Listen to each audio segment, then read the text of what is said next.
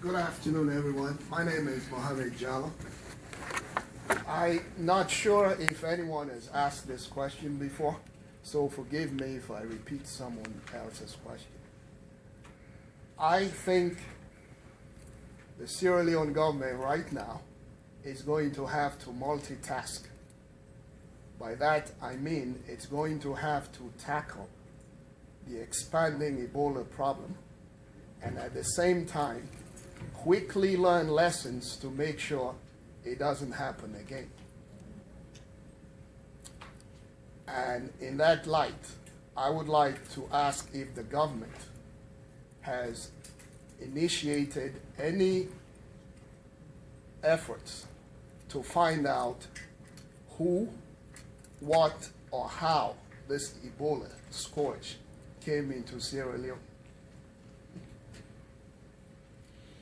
Now, I have put out on my forum, Salon Discussion, findings that I publicly found from publicly available sources. These are the following.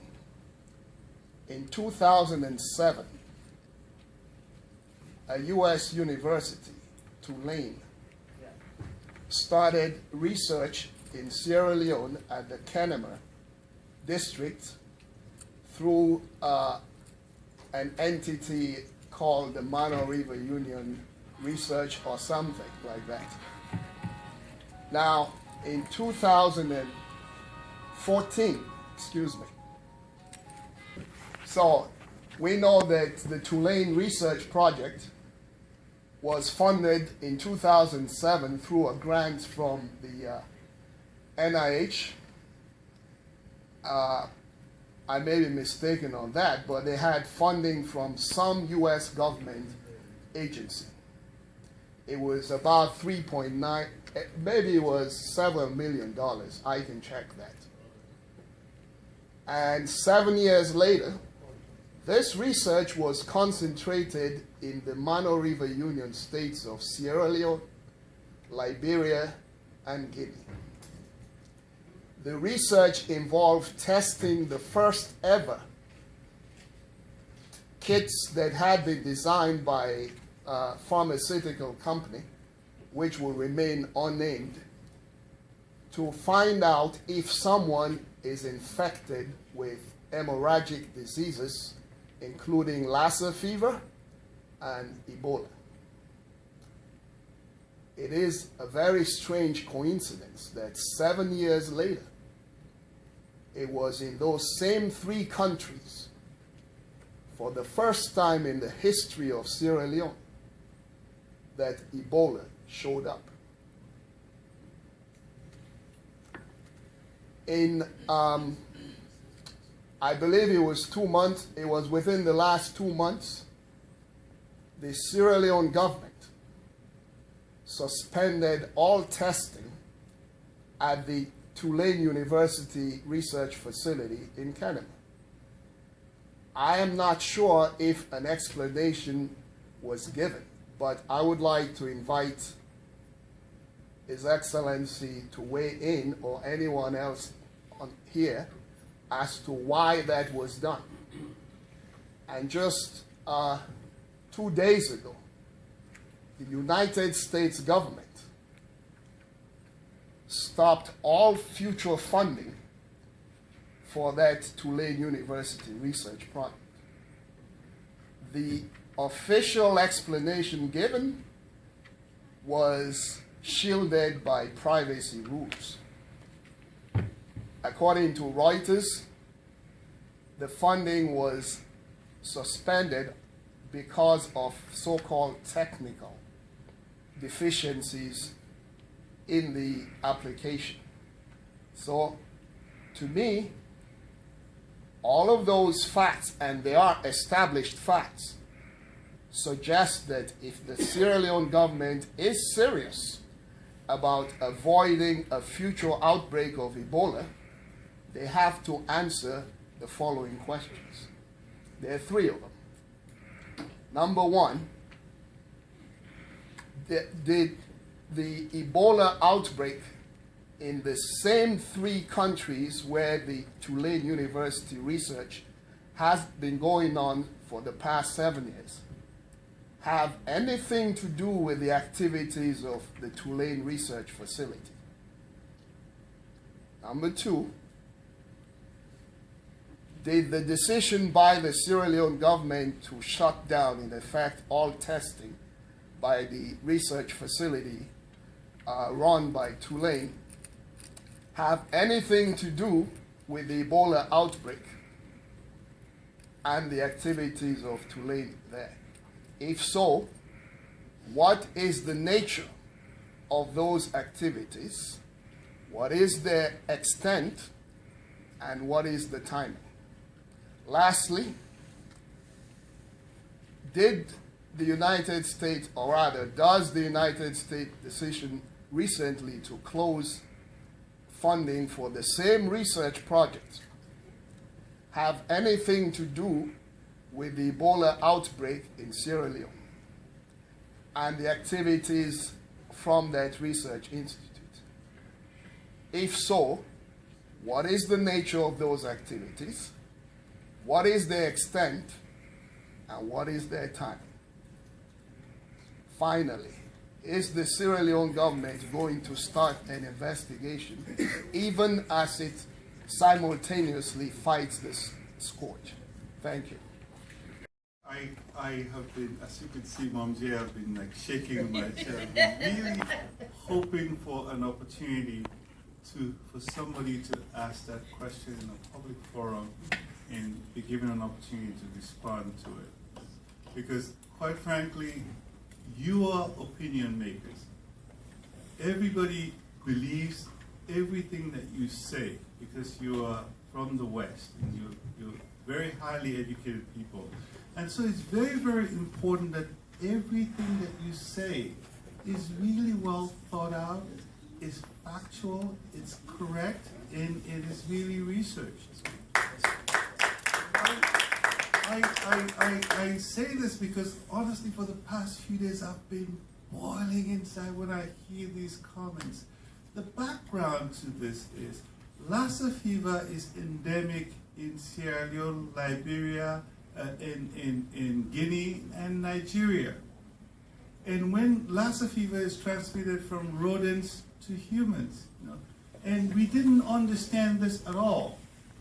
So for close to 20 years, CDC was present in Sierra Leone helping understand what Lassa fever is, how to diagnose it, how to treat it, how to prevent it, and by just as the war was starting, we'd answered all of these questions and turned it over to the Ministry of Health. The Ministry of Health was, CDC said, we're investigational. Now that we found all of this out, we turned it over to the ministry to carry it on. The ministry was like, well, wait a minute, how do we implement these programs on a regular basis? We don't have the resources to run a lab. We don't have the resources to get the medications. Could we look for partners? Around the wartime, Merlin, I don't know if people know the NGO, the British NGO Merlin. Merlin stepped in and said, we will help. Merlin helped to get this lab going, to get treatment going, and you're able to really manage Lassa fever now. People get Lassa fever, they rush to the hospital, they recover. Master Stevens was telling me about his hometown, Panguma, and everybody knows Lassa truck. We go out there, we save lives. And so Merlin took it over. Merlin is an emergency response group. At the end of the war, Merlin said, well, we're wrapping up, we're getting out of here. And the government asked for help. And Tulane University said, we'll come out and help. But this is not a problem for Sierra Leone alone. Nigeria and Guinea and Liberia have the same problems. Could we look at this holistically? Could we all come together and work on this Lassa fever program? And so they set up the West African network that will have everybody work together so that, when I was in Sierra Leone, we had people coming from the UK, from Japan, from everywhere to come and learn about hemorrhagic fevers. Because that's where we found it. That was what was going on. And so Tulane had helped the Ministry of Health to have diagnostic capabilities to be able to test for Lassa and be able to help treat Lassa. And the program was expanding, and so they asked for additional help to better understand, get better diagnostics for Lassa, and it was going on extremely well. All of a sudden, you have the Ebola outbreak. It turns out the basic principle for testing, which is PCR, polymerase chain reaction, that you use, all you need to do is to change the primer for it. You could use the same Lassa testing, and you just change it, put Ebola primer in there, you could carry on the test. It's a very, very sophisticated test that no other lab is able to do in Sierra Leone.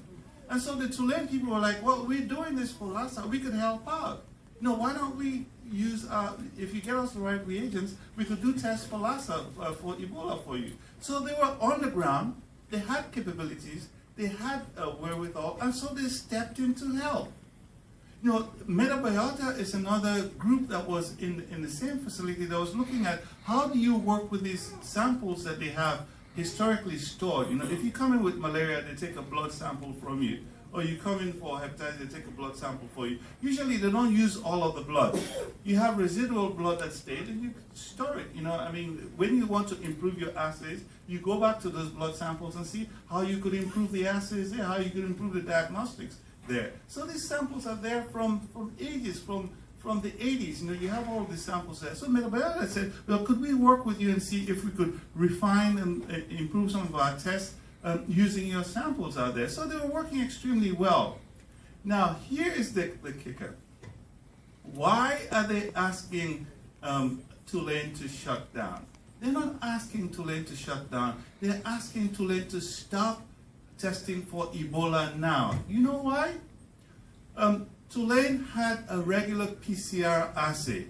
So what happens, you look for one single molecule of Ebola and you make multiple copies of it so you have a large quantity so you're able to detect it. Yeah? Now, Metabiota has a much superior assay because they have a real-time PCR that doesn't only diagnose you properly, but it'll tell you how much of the virus is in there. And not only that, they have an antigen assay to complement the PCR assay. So if you combine the PCR assay and the antigen assay, you have a much superior test than what Tulane was doing. And so in the absence of any help, when samples came in, they divided up between the two groups, and Tulane tested, Metabiota tested, and they tried to reconcile the results. Well, because the Metabiota test was much more superior, every time there's a lag, they wait for another day or two to retest and reconcile the results. Yeah? So it was delaying the release of results.